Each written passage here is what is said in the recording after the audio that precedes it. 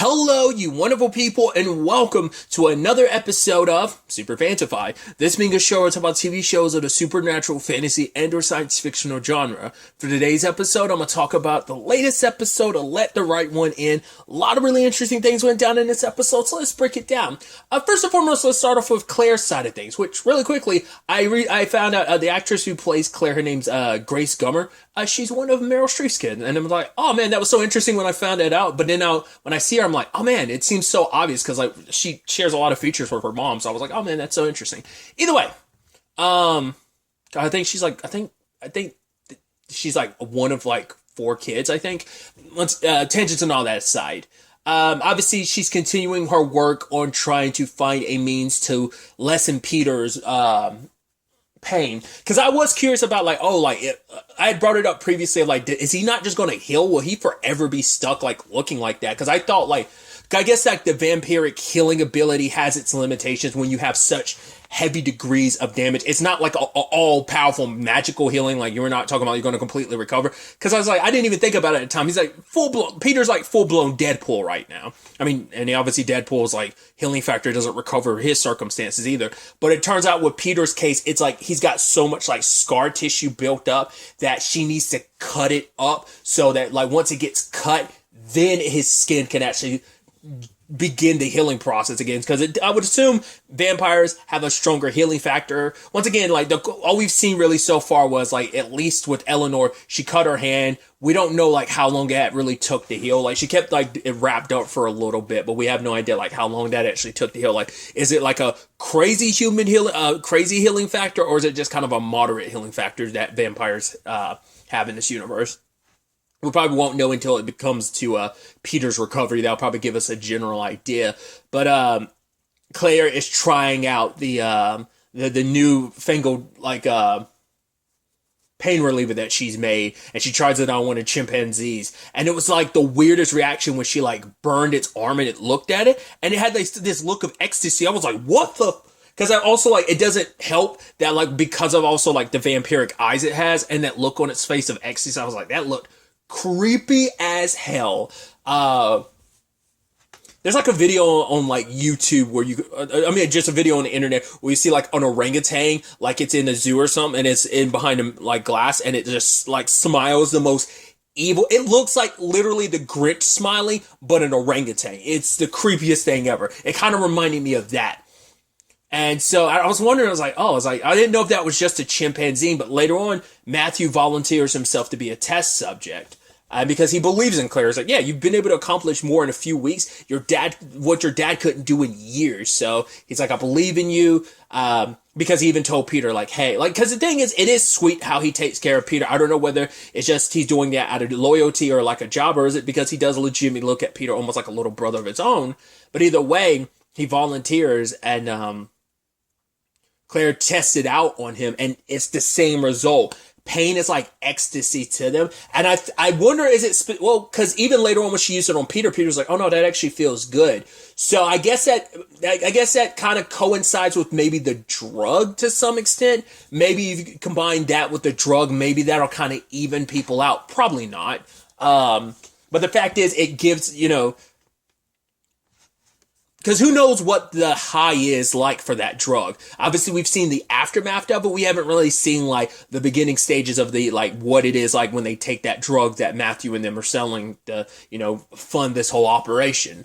Once again, I still don't know if they're completely aware of the ramifications of what they're done. Like, although they probably think of the murders in like, they're just like, those are whatever. Like, they're probably not even correlating there's a connection. Once again, I'd assume they would have to know, but I mean, I don't know. It's probably like, oh, we're selling it and then boom. But it's like, it feels like vampiric stuff is the centerfold for that medication. So, not unless it's supposed to, well, because obviously it's a byproduct of, because it's based on their dad, Peter and Claire's like dad's,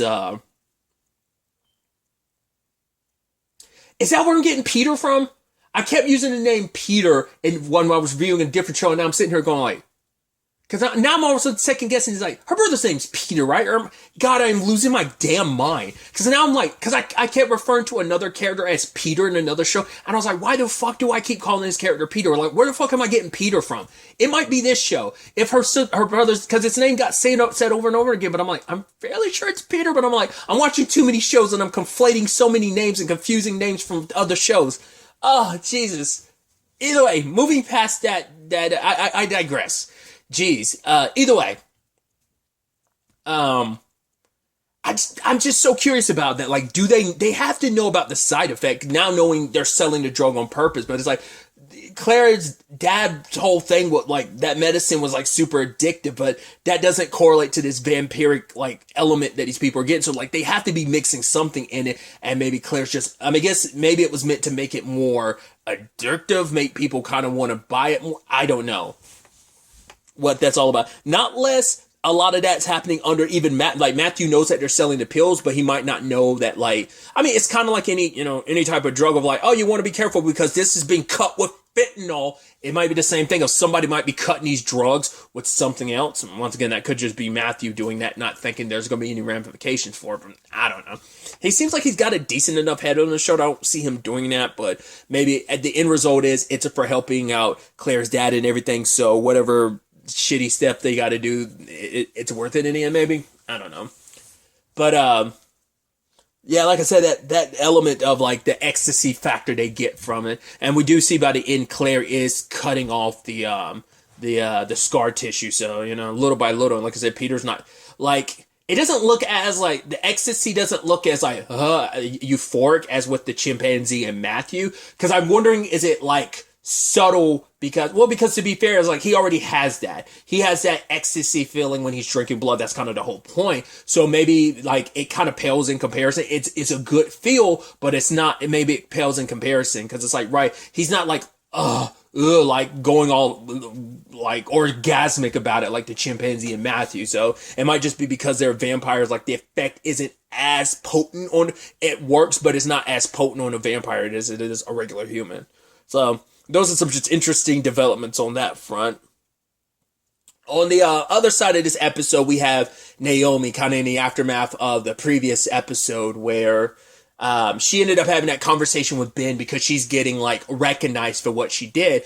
But for her, the problem is everything's falling on the guy that killed Xavier. It's like they're making it seem like, yes, he's responsible for the 5 bodies that were in the sewers, but there's no telling like the bodies that were above ground that he had anything to do with that. And now it's like, yeah, the city's just trying to sweep that under the rug because it's like, yeah, victory. We caught the serial killer. No one has to worry about anything, even though the killer's still out there. I mean, maybe even multiple killers, because God knows like how many people turned into a Xavier. That might be extended use of the drug fully doing that to them. I mean, or maybe it just takes the right pill. I mean, it only takes one time to overdose. So maybe it's kind of like a similar thing in this regard. It only takes one pill sometimes to transform you, or maybe it is multiple. Like the guy who stole it from Mark, that guy might be the next vampiric human that we see like running amok, just because that next hit might be enough to transform him. We'll have to wait and see, but Naomi ends up going to the graveyard where the cemetery where he's, circling back really quickly. Ben was saying like she did a good thing. It was a good kill. I'm like, I figured good kill didn't make her feel too strong, but it like, she really like laid it out when she was like, yo, I put in 12 good years of police work, and the only time I'm getting recognized for my actions is when I'm putting a bullet in a black man's head. It's like, Jesus, it's like, right, you can't help but feel a certain way when it's like, now I'm being rewarded. I mean, it's like, I think the argument will probably be like, well, he was a serial killer and stuff like that, but the optics of it doesn't look great, especially when like at the cemetery, because they're not releasing details. So, because his father knew, so he's like, was it true that my boy really did kill all those people in the sewers? And it's like, yeah, he did. Because she tried to come back, because I figured she knew not to mess with the family while they were all there grieving. So she ended up waiting until everyone left. But the father came back and he got to chewed into her. It's like, what did you do? Like, you had the audacity to come here like after you put my son down. And, she's like, I meant no disrespect. And, it turns out, obviously, like he had his addictions. And it's like he went to like an AA meeting and stuff like that. And obviously it strikes a chord with Naomi. It's like, yeah, you're And it's like she's also trying to figure out which one, because she's like, right, she knows her husband went to, like, she knows also, like, because the first introduction to all that was like, she talked to Ben at one point in time, and he was like, oh, like, isn't your husband, like, your ex's, like, side of town, like, isn't Frank's, like, work side of town, like, this part of town or something like that? So she knows, like, he's been in and out into the drug game, so she's probably wondering, if it's the same meeting place, which it turns out it is, because when she actually goes and questions the guy there, he's like, yeah, a lot of my, he's like, yeah, when people start coming here, you hope, like, hey, maybe they're okay, the program's not necessary, but you worry, is like, when it's this many people, he's like, he saw several people over the course of these next weeks, he figured they fell off the wagon, and then there's a conversation of, dealers prey on people coming out of these meetings, because it's like, right, these are people still struggling with it, and it's like, yeah, might as well, like, tempt them back off the, onto the deep end again. And she's kind of piecing it together, like, maybe she's wondering if that's why she hasn't seen Frank either. He's kind of been caught up in all of this, and why she hasn't been able to get in contact with him. Or God forbid that he had, like, I'm not sure if she knows which side to even think Frank might be on. We know he was on the drug dealing side of things, so we don't, like, it's hard to say whether or not she might be trying to say, like, well, Frank could easily fall into either category. So I think the alarms might start going off about, like, right, I definitely need to find and track down Frank. So it's definitely going to be interesting to see the developments on that front. But other than that, we had the whole situation with Eleanor just for whatever reason, just feeling like the easiest way to get to Isaiah is just to go to his window.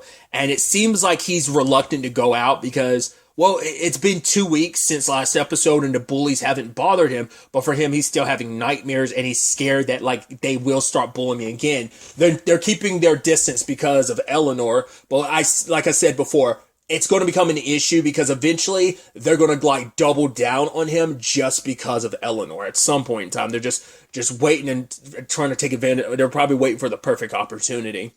But Eleanor's like, oh, come on, let's sneak out and stuff like that. It's like, well, I mean, would a 12-year-olds really think that? But it's like, well, to be fair, it's like Eleanor is, because they've been doing the whole, like, moving around thing for like 10 years. But it didn't ever cross my mind to be like, oh yeah, like Eleanor,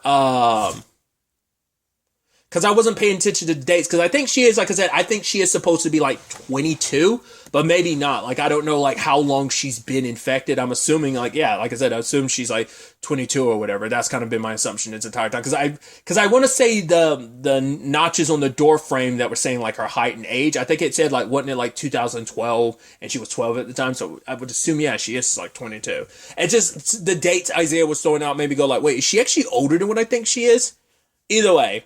Them sneaking out was actually pretty nice, and just because, I mean, also it's like, right, this is kind of the only friendship that's only, like, outside of her dad, this is the only other human being she really interacts with. So I love that, like, Ben tried to be like, oh, you guys want to watch the Knicks? And they're like, yeah, we're not really into sports. He's like, oh, okay. He's like, Naomi, like, why are you making me doing this? I really suck when it comes to kids, so but they sneak out and end up going to, like, that magic shop, and one of the seeing trick after trick, and then Isaiah, that guy, does the card trick, and it's like, right, the person you were thinking about missed the most, and on it says his dad, and obviously it strikes a chord with Eleanor because it makes her think about her mom. So, and that makes her even more so decide to go back to their old house and break in. I thought it was interesting. I feel like out of any opportunity I guess you could never come over with your dad and be like, yeah, can we walk around your house, people who are living here? Because that's a weird thing to do. So it's like, it's understandable because your dad would probably say no. Because also you probably want to avoid any place that has any connection with you, just in case there's someone in the neighborhood like, wait, Eleanor? What the hell? There's always a chance people might remember you. So I guess that's kind of probably a big no-no in that regard. So that's why you're kind of, well, for one, nighttime, so only time she could be out. So, but they snuck in. I even love the whole thing. Right, you kind of have to, you get in and let me in. He's like, wait, what? And then he has to do it. So it's like, oh, those damn vampire rules. But, he's the one that noticed the door from. He was almost like, wait, what? It didn't make sense to him. and the thing that Eleanor got out of her room was at least one of the stars. I don't think she was planning to get all of them, but she just wanted at least one. Because I'm assuming, like, hey, it's like, this is something my mom helped put up, so at least I have another, like, reminder and connection to her, so.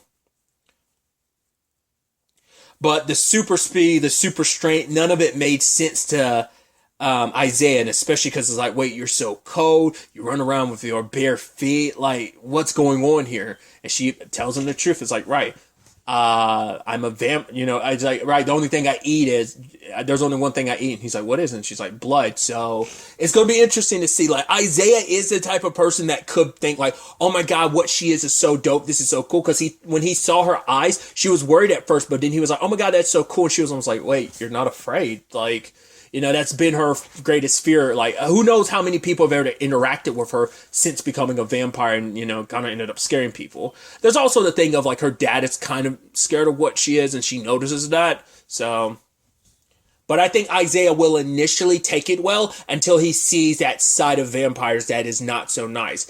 I don't know if it's going to be a thing of eventually he's going to find out his dad's dead and it's because of, Eleanor or something, I don't know how that's going to play out, but at the very least, I think he's going to see like how nasty that hunger can be. He's going to see a side of her, because I think that exact thing happened in the movie where it's like, right, the kid got scared because like the girl like went full vampire and he saw like how bloodthirsty she is and how gnarly that can get, and it scared the living shit out of him. I could easily see that happening here, if I'm remembering correctly. Once again, I have to state this every time, it's been about 15 years since I've seen the original movie, So either way, that's definitely going to be interesting to see what that dynamic is like now that Isaiah also has to keep her secret, and also now knowing, like, once again, he hasn't had, like, Eleanor hasn't ever done anything to make him scared, but eventually, that she can't, her hunger's going to get the best of her at one point in time, and I think it's going to terrify him. So we'll see.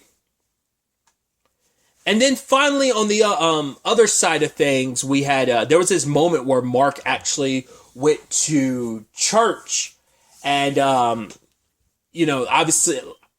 he said he grew up Catholic, and so I guess it's a memory of him, his wife, and Eleanor going to church. But it was like, oh, and here's the blood of Christ, and then she keeps drinking. So I don't know if that's something that actually happened after she transformed. I'm assuming not. I assume that's like a memory crossed with his own concerns and worries, or I don't know. Like, the fact is, because it's not even like real blood of Christ, but maybe like in her vampire mind, it's like she's thinking of it like it's blood and just like not bad because it's just wine, right? I don't know. I'm not religious. I don't think I've ever done that in my life. The whole like body of Christ, blood of Christ thing. I don't think I've ever done that before. Either way, maybe I haven't. But I have not been to. I've not been to church in a very, very, very, very, very, very long time. So either way, he ends up going to work, and I love his interactions with the head chef there, Danielle, because I think it really like resonated with him, because he talked about. It makes you wonder, how did he talk to Eleanor about those? He's like, oh, he wanted her to drop out of school, and maybe that was something he joked to her about when she was younger, before the whole vampire thing, but now she's kind of stuck as the kid. So it's like, right. Because obviously Danielle's looking at it like, oh, you must be talking about your daughter, like, going off to college or something like that. It's like, no, that never happened, so. And she was like, yeah, my dad wasn't too happy about it, but she's like, he came to Mexico to try and drag me back home, but then he saw how happy I was, and he's like, oh, I hope your dad's proud of you. She's like, yeah, that's what I hope so, too. And, he's coming from the perspective of, he kind of mutters it to himself, but he's kind of like, yeah, I know he is, because I think it's like with Eleanor too, it's like he's proud of her and just like he loves her, but I think it's probably also a reminder of like, this probably could have been the life that Eleanor would have lived, it's like maybe she would have become a cook, like maybe when I look at Danielle, this is who Eleanor could have been, or like at least down this path, or maybe he even said like, right, she always looked towards the stars, so she probably would have followed her passions, so. There was that interesting conversation he had with Zeke, though, where it's like Zeke had gave him this framed photo, and he's like, you see how happy Eleanor is? She's not happy just because of like the building and the place where this restaurant was going to be. It's because of how happy you are. Because he doesn't want, he had stated in this episode, and it came up before, like, right, he doesn't eat fancy food because he's like, he eats certain things because she's not able to. So he's like, once again, the whole like smoothie and energy bars thing, but it's a kind of the same thing too. Like, how can I live my life and have fun when Eleanor's not allowed to, when Eleanor's kind of stuck in her circumstances? So, but it's like, no, live your life. You want Eleanor to know that there's a possibility, you know, when you find a cure, and if you find a cure, that she can have some form of a normal life. Then you got to show her, live your life, and show her that there is a life worth living once this is all done. And he kind of has fun later on, kind of dancing and stuff like that. I'd assume also the aspect of like, well, it's been a while, but you know, I'm wondering if like the whole Eleanor's mom thing is still, you know, enough of a wound that probably will prevent you from dating. It has been long enough. I think it's been 10 years, so I think it's been long enough. But I mean, for one, I don't know how Eleanor would necessarily feel about a new lady in your life. I don't know. Maybe she'd be happy for you, because once again, it's about you being happy, and that for Eleanor, it's like, right, that you're not just like coddling me all the time and just focusing on me, like that you can focus on you, you know. Because she'll really believe like, oh, we can just live a normal-ish enough life if, you know, my dad's able to kind of cut loose a little bit, and that's enough proof for her to be like, no, like this is something that can happen. But ultimately, they end up running into one of Matthew's people, and he confronts them at the end of the episode. It's like, cool, I saw you throw away that body. It's like, fuck. It's like, well, I didn't know it was a body. I had an idea, but now you've confirmed it for me. You kept wondering why you recognized me, Mark. It's because he tried to be sly about it, because he was like asking all these questions. Like, oh yeah, he befriended Zeke, and it's like, oh, let's drink together. Oh, so where in Mexico are you from? It's like he's like, yeah, I try to be clever about it, but fuck it, you know, like sometimes you just got to go at things headstrong. So it's like, okay, if you don't tell me what I want to know, like why you why you try to like, why you lied to my balls, what you were doing there. Like, if you don't do that, I'm gonna kill you, and then and then afterwards, I'm gonna kill your friend. So, I doubt Mark is gonna tell him the truth, but I'm curious, like, what he's gonna say. Well, Mark keeps himself enough in shape, so, I mean, but this guy, well, he's not a Marine, he was in the Army, so, but I don't know. Because they're also in Zeke's office, so they don't want stuff to pop off, because if stuff pops off, there's still people there at the restaurant at that time, so that could be an issue. So I doubt you're going to tell them the truth about everything. So what lie are you going to come up with? Now, I don't know. I'm so curious to see what that ends up becoming. Like, maybe they could have lied out their way around it if they hadn't admitted the whole, like, right, we did get rid of a body. Plus the guy was like, yeah, one of our dealers hasn't shown up in a hot minute, so you disposing of a body, him and everything, you know. So once again, this is a whole thing of like, we're all kind of connected by the same thing, we're just unaware about it. But I don't see that happening where Mark is going to spill his guts about like, yeah, my daughter's a vampire, blah, blah. It's like, no, because most likely the people who work for Matthew have no idea what's really going on, what this is really all about, so that wouldn't help them anyway. So, but I could definitely see a situation of home dude somehow, like Mark and Zeke get advantage of him, managed to kill him quietly, and it's like, cool, got a dead body in my office, now we're gonna have to dispose of this too. So that's what I'm guessing, but ultimately we'll have to wait for the next episode to really see how that ends up getting resolved, if that's how it ends up getting resolved. I'm so curious how they're going to get themselves out of this situation. I'm really curious to see where everything ends up taking us going forward in the next episode. But really, that's all I'm going to talk about. Till the next time we meet, be happy, be safe, live life to the fullest, and enjoy it. Good day, and goodbye.